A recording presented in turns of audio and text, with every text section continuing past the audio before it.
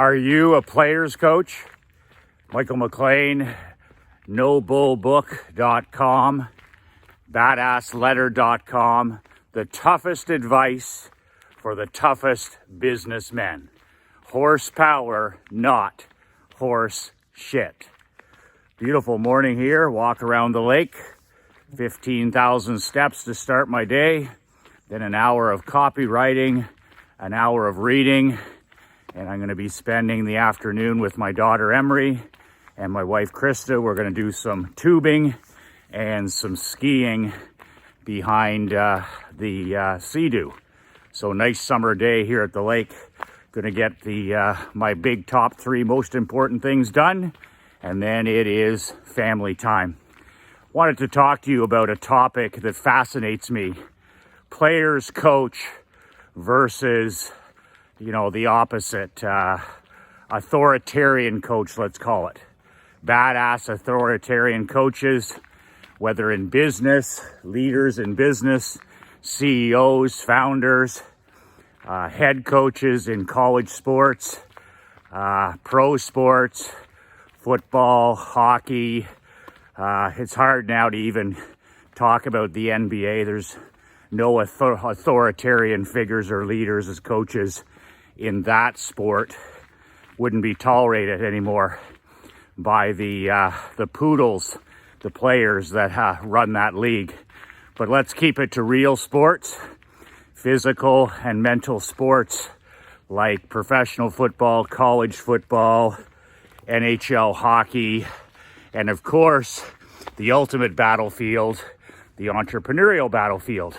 CEOs, founders, presidents, men like you, men who are in the arena, in the battle every single day. So my question has always been, if only love got the job done, then our world wouldn't be facing the challenges that it's facing today. If love got the job done with our employees, our children, with society, then I wouldn't be walking a cottage road shooting a video. I wouldn't be writing a book.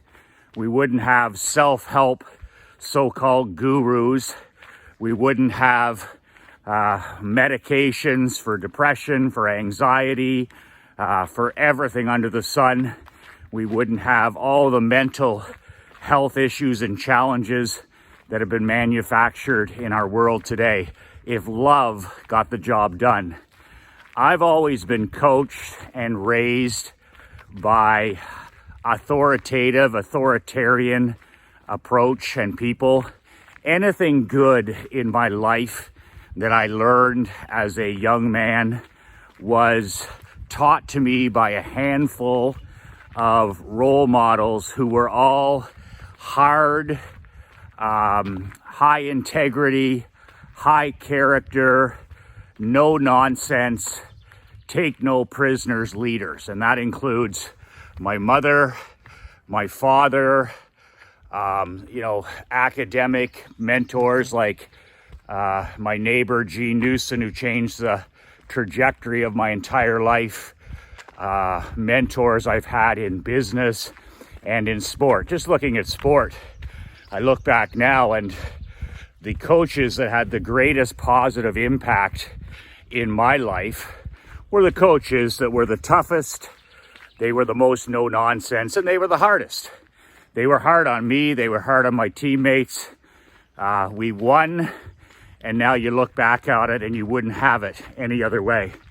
I remember the amazing story that Guy Lafleur, Hall of Famer, 5-time straight Stanley Cup champion, Montreal Canadian, told me when he was in Perth. I hired Guy for a charitable fundraiser. Him and his Montreal alumni brothers came in for a game a few years back, and we sold out the arena and played against the Blue Wings alumni, made lots of money for charity. And I remember sitting down with Lafleur and him telling me, actually, I quizzed him. I said, what was it like to play for the greatest hockey coach in history, Scotty Bowman? the Iron Man. What was it like to play for a man who won more games as a professional coach than any other coach in any sport in history? What was it like to play for years for a man that was hated by at least, a third, 50%, 2/3 of the team, a man who was notorious for his no-nonsense approach, for his demanding coaching style, for his results or else approach. And Guy and I talked about this for about 20 minutes, and I was fascinated because I read the big biography on Scotty Bowman. And Ken Dryden had a quote in there, the great Hall of Fame goaltender who also played for Bowman for a decade. And he said, Bowman wasn't one of these guys where you sat around after a game or a practice and shared a beer and a bite to eat. He wasn't a guy that after the game, you sat together with him and laughed about this or laughed about that.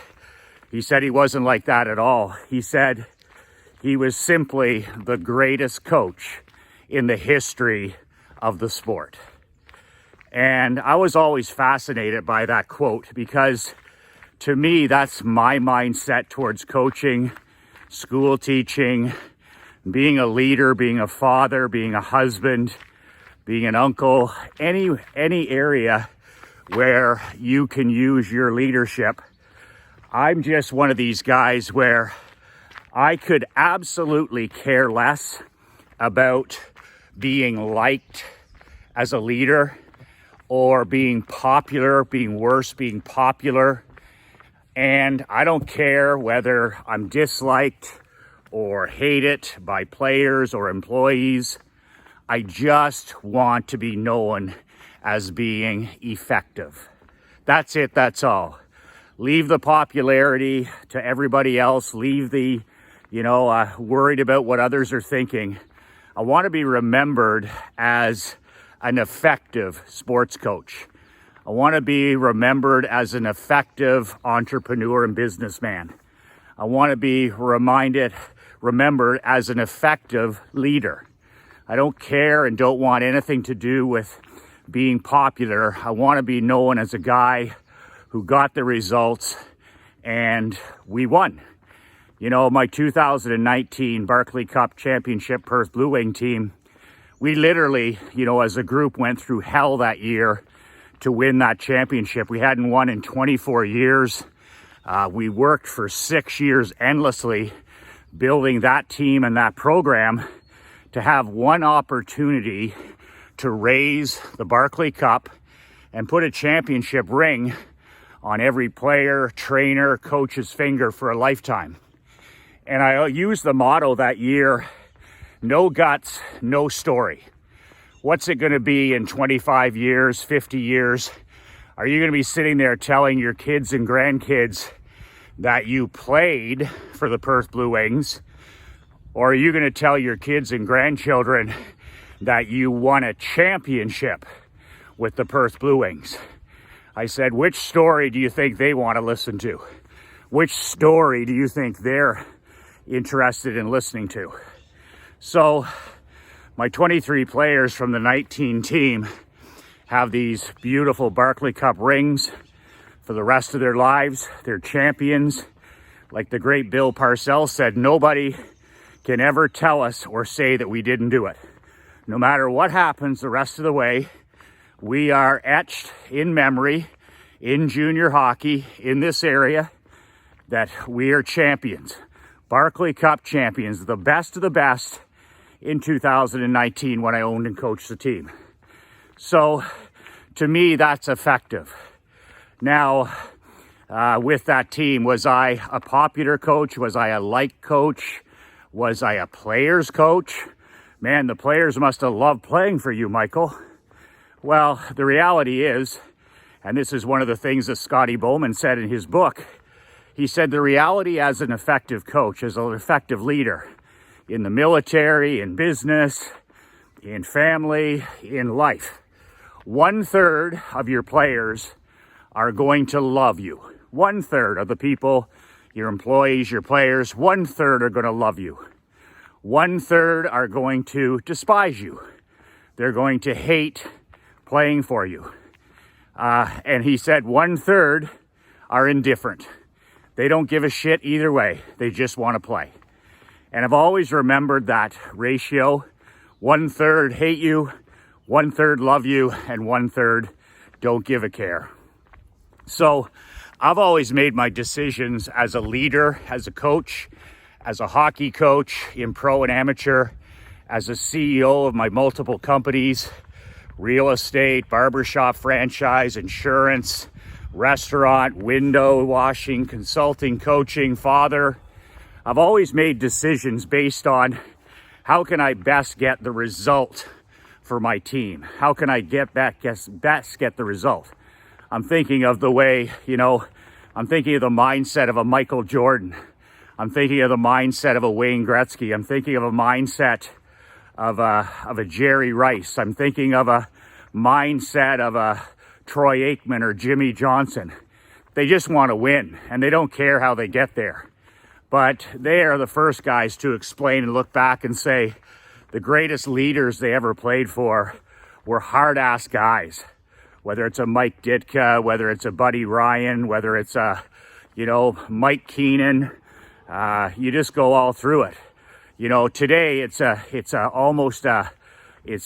they love to talk about it on all the anti-social medias. Nick Saban has become a folk hero coach in Alabama. But if you were having a beer with Saban, he'd be laughing because his style has never changed in the last 35 years.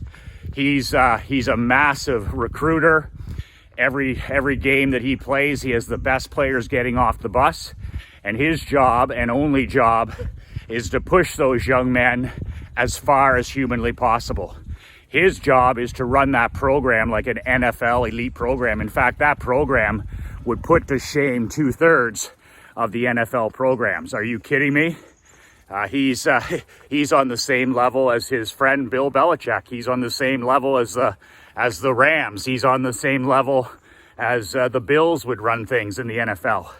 So really, I've always been amused at the players coach analogy where you'll have a guy back in the day, a Bill Parcells or a Steve Jobs or my friend Claude Julien in Boston for 9 glorious seasons, won a Stanley Cup. We all have an expiry date. That's what I call it, an expiry date as leaders. If you don't own, if it's not your company and the shareholders have a say or the fans have a say or the general manager has a say, well, you have an expiry date. The days of Scotty Bowman and Mike Krzyzewski and these guys, staying in one spot for 25, 30 years are almost gone. So, we're seeing coaches fired in mid-season because now the players have been given this power by the owners and they're using it. If they don't like the coach, they complain to the GM, they complain to the president, they complain to their agent, they complain to the ownership of the team. So it's interesting, the transformation in sport, but I don't give a shit about any of that stuff. As long as my feet are walking this green earth and I'm running companies and I'm a father and I'm a volunteer and I'm a consultant, I'm going to preach the absolute truth. And the absolute truth is that hard beats soft. Hard beats soft. When I coach my little Sunday morning program, this is for low-income families that can't afford to normally put their children in hockey for reasons that I don't fully understand, but nonetheless, I'm there for the kids. So I have these 5-year-olds all the way up to 13 and 14-year-olds on the ice every Sunday for 90 minutes. And I volunteer my time. We sponsor the equipment for the kids. We've done it for a number of years through my hockey team. And I get out there on the ice, Coach McLean, with these kids most of them have never had the opportunity to play any sports. They've never had the opportunity. They've never seen leadership. They've never been coached. They've never been pushed. And that's the one thing that I demand of myself. What do these 30 kids need more than everything in their life? Most of them are coming from broken families. Most of them are coming from they're in a culture or environment where they're on their iPad, 12 hours a day. Not a lot of role models in leadership, let's put it that way. So what's the one thing I donate more than anything? The one thing that I give back is my hard leadership style to these children. And if you were to come to a practice on Sunday, you would just be stunned at how I operate for those 90 minutes. First of all, everything is done at a pro level. So these kids are given equipment, they're given t-shirts, they're given water bottles, they're given food. I treat them like my championship Perth Blue Wings program, exactly how I treated those guys. And I treated those guys like pro. The practice itself, I don't lower my standards at all when I do something for younger children. Never. I make them come up to my professional standards. And what I mean by professional standards is work ethic, pace, speed, all of these different things. So all I do is adjust and simplify. But I run the same drills. For 90 minutes, I run the same drills that I ran in professional hockey, in amateur hockey, when I was working with guys in their teenagers, in their 20s, boys, girls, same drills, just simplified. We have the same water breaks, we have the same intensity, we have the same speeches, everything. And I talk about winning and losing a lot. And I talk about work ethic, I talk about self-discipline, I talk about punctuality, I talk about getting proper rest, I talk about nutrition, I talk about, nothing is impossible if you're willing to put in the work. I talk about the importance of reading, I talk about the dangers of screen time and video games and excess technology, all this stuff. But it's work. And at the end of the day, what are we building? We're building self-esteem. And what drives a person's life? Their self-esteem. We all have a thermostat on the wall that gauges our level of self-esteem. So on the wall, your thermostat can be set at a 77. That's your self-image. That's what you think of yourself. That's what you believe. And anytime you go above 77, you're going to do everything you can to sabotage any success beyond that. Same if a person has a thermostat on the wall for their self-image that's set at 97. They're going to kick ass in life because anything below 97 is good, and that's a high number. So whenever I'm working with kids, no matter what age, I want to challenge them to build their self-esteem. If I can get them thinking, you get them doing things they can't do, and then they do them, and they go, holy shit, I was able to do that. That is the only way to build self-esteem. You can't build a self-esteem or self-image by pats on the back, way to go. You can't do it with participation trophies. You can do it with winning and losing. Losing teaches us to smarten up and become better.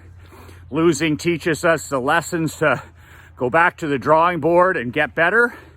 And winning is like, okay, this recipe works, this blueprint works, this methodology works.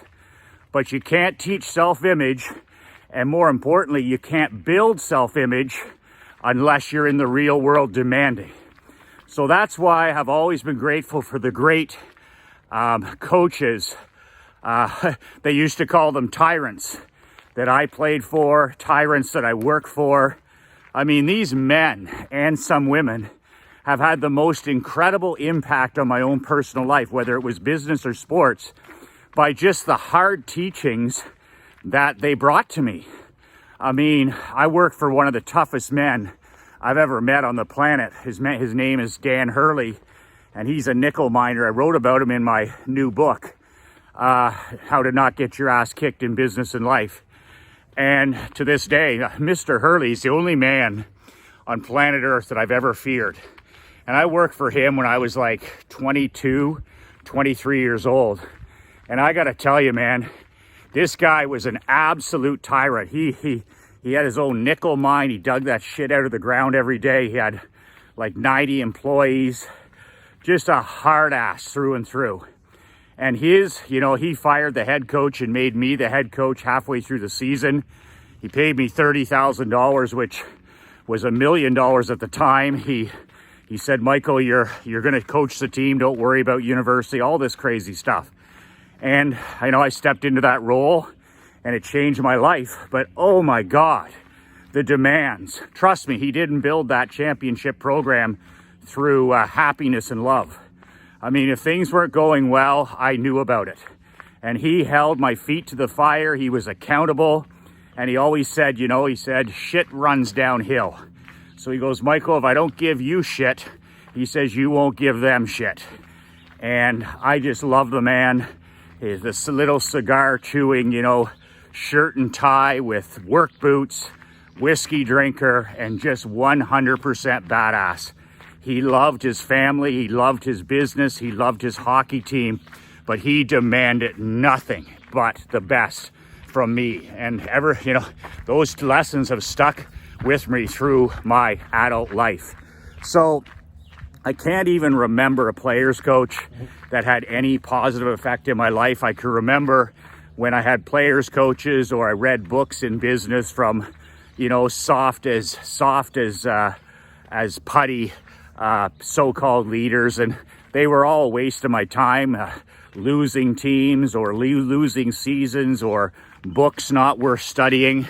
And you'll get these guys at seminars, who've never won anything, and they'll get up there, especially nowadays, and they'll say, you have to embrace your employees and you have to, create a culture of tolerance and all this other horse shit. I've always ran things with an iron fist inside a velvet glove, and I'm not about to change. I'm always evolving and improving, but I know how the real leaders get things done. They put the run on Steve Jobs the first time because of his tyrant behavior. I mean, Jobs admittedly was a son of a bitch to work for, and not a great father, not a great husband. He admitted that. But, oh boy, if you wanted to invent, things, then he was your guy. I mean, he never switched it off. Very similar to Elon Musk. But all of a sudden, he had his expiry date go over the limit, and they gave Steve Jobs his walking papers. And what happened to Apple? Well, it wasn't long till they were begging for Jobs to come back and work his magic once again. The company had fallen apart. It had lost its focus. The employees were running the show, and it was a fucking country club. And Jobs returned. He took a hatchet.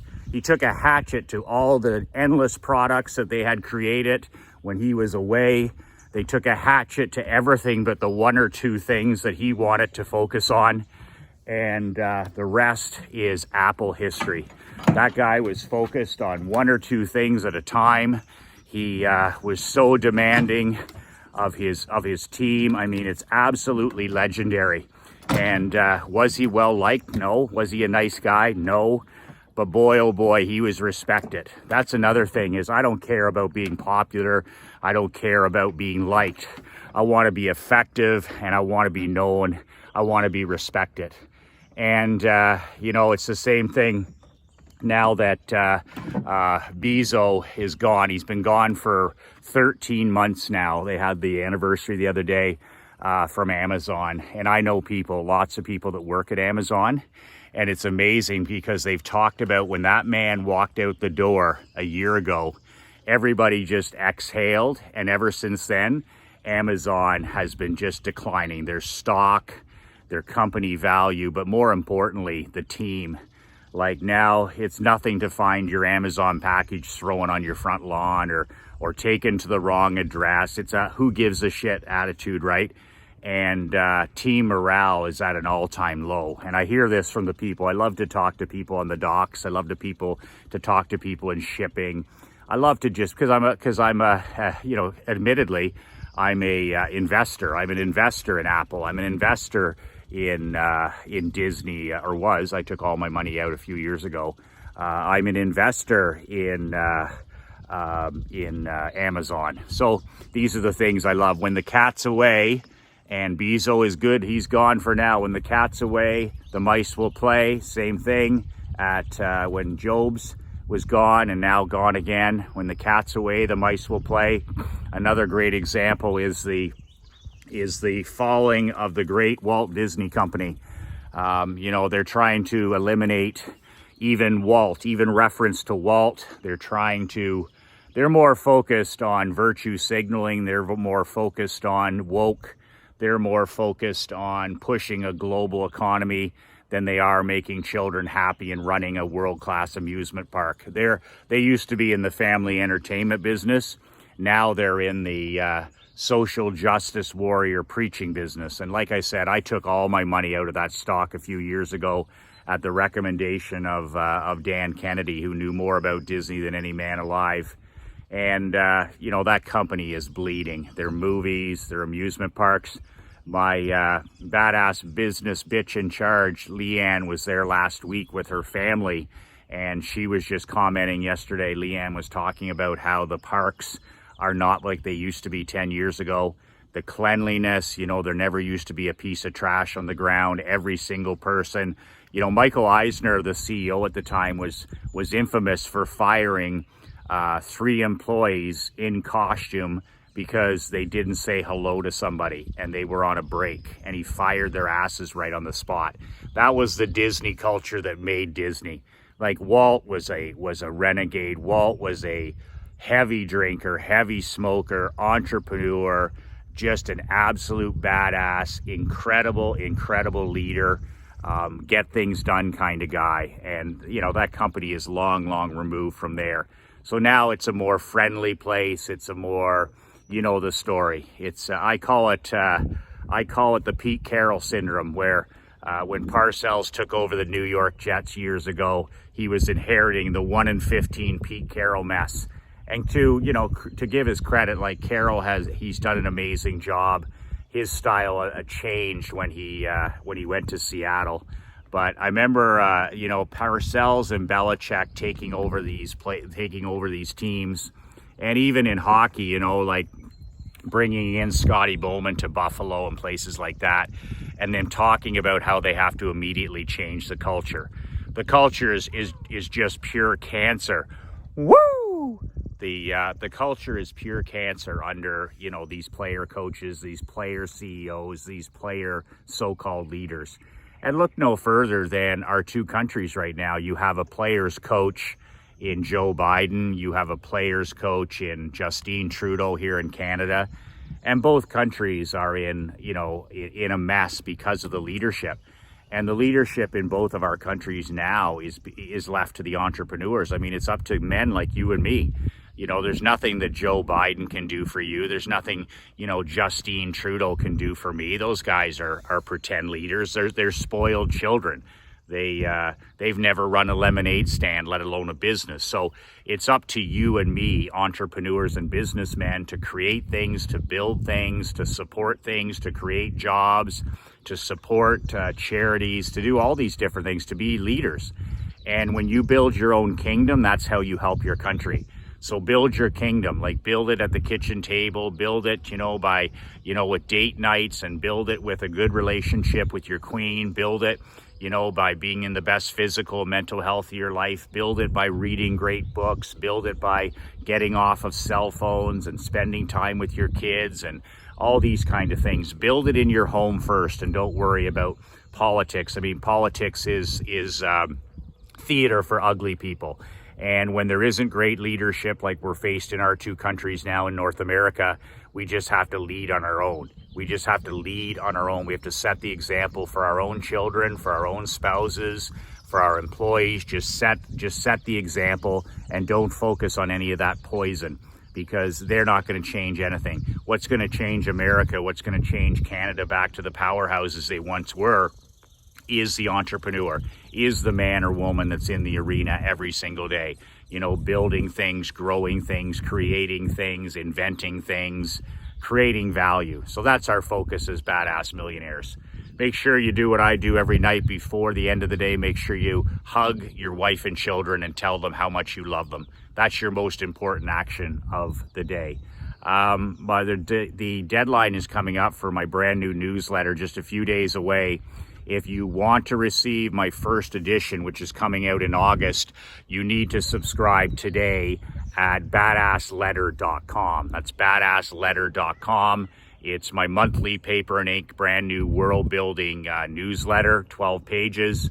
If you haven't got a copy of my new book, you can do so at nobullbook.com. And that's it for today from Audie Lake on my broken iPhone 7. I'm actually using, I've got a mix of stuff here today. I don't even know how it's working. I got the duct tape out. I got the broken phone. The ugliest videos on the World Wide Web, as the great insurance marketer Vern Fonk would say. The greatest and ugliest homemade videos on the World Wide Web. Love the late great Vern Fonk. Google those insurance ads when you need to reduce your stress and anxiety. The greatest insurance TV ads of all time, Vern Fonk Insurance. Enjoy those.